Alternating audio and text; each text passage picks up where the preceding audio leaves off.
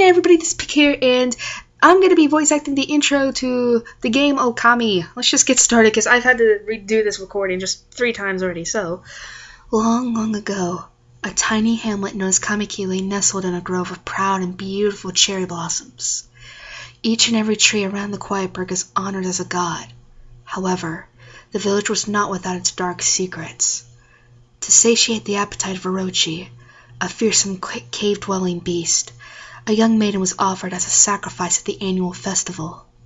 With a body like a mountain and 8 heads mounted on necks the size of tree trunks, its blood-red eyes alone were said to curse anyone who gazed into them. No one dared disobey the horrific beast. When the night of the sacrifice drew near, a mysterious white wolf appeared outside the village. This wolf, its coat as brilliant as snow, was dubbed Shiranui. The wolf kept a watchful eye on anyone who ventured outside the village and made a habit of patrolling the streets at night. People assumed the wolf to be a familiar of Orochi. One villager took it upon himself to face the fearsome Shiranui. The warrior Nagi attempted many times to challenge the wolf, but his attempts were thwarted by Shiranui's swift movements. Before long, the night of the accursed festival had arrived. A white-plumed arrow heralded the coming sacrifice. Piercing the sky, the arrow sunk its shaft squarely into the home of Nami, the village's most beautiful maiden. Nagi, harboring a secret love for Nami, was enraged by this sign. Determined to put an end to Orochi once and for all, Nagi traveled to the beast's cave in place of his beloved. The Moon Cave, a place as dark as evil itself, served as Orochi's home. As Nagi stood bravely before the entrance, a beast appeared, eyes glowing crimson upon 8 thrashing necks. Orochi stood tall before him, anxious for another sacrifice. Nagi leapt with incredible grace, swinging his blade valiantly. On and on he sliced, well into the moonless night. But Orochi's hide was like steel. The blade left nary a scratch. At long last, Nagi, his energy spent from the intense battle, dropped to his knees, fatigued and gasping for breath. He knew he was staring death in the face. It was then that the wolf appeared. As if to protect Nagi, it stood its ground before Orochi. In the darkness of the cave, the wolf's coat shone brilliantly. Alas, it was Shiranui, the wolf that dwelled outside the village. Baring its fearsome claws, Shiranui leapt toward Orochi. Orochi reared its terrifying head, readying its fangs for battle. The 2 beasts struggled wildly, thrashing in the darkness.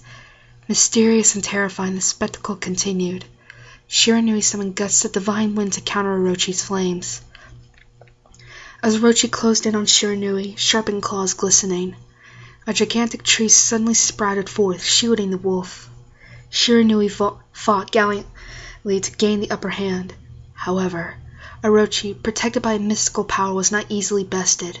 Shiranui, covered in gashes, majestic coat dyed crimson, stood exhausted before the mighty Orochi. Orochi saw a chance to strike what would be the final blow. But Shiranui refused to give in. With its last ounce of strength, the majestic wolf gazed heavenward and unleashed a mighty howl. Suddenly, the black clouds overhead dissipated. The light from above glinted off Nagi's sword as a beacon of hope. Guided by his sword, Nagi, who had been taking shelter in the shadows, stood proudly to face his adversary. Channeling all his strength into his scarred and battered arms, he leapt ferociously toward Orochi, his sword poised high. The golden sword danced in his hands like a puppet on a string. One by one, Orochi's fearsome heads separated from their owner. Orochi's broken body collapsed in a lake of its own blood.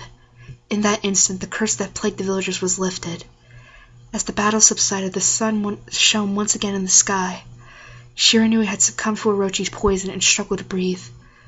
Nagi scooped the beast into his arms and returned to Kamiki. When they reached the village, Shiranui was no longer moving. The village elder gently stroked the wolf's head. In response, Shiranui let out a hoarse and pitiful bark, then closed its eyes and drifted off as if into slumber. Peace had at last returned to Kamiki village. In honor of Shiranui's heroic exploits, the villagers erected a shrine and placed a statue of the wolf within it. Nagi's sword was christened Tsukuyomi and placed inside the moon cave. The villagers all looked forward to an age of endless peace. However, this is not the end of the story. There's more to this tale than most people know. 100 years have passed since Nagi and Shiranui's heroic exploits. It happened so quickly that no one in the village even took notice.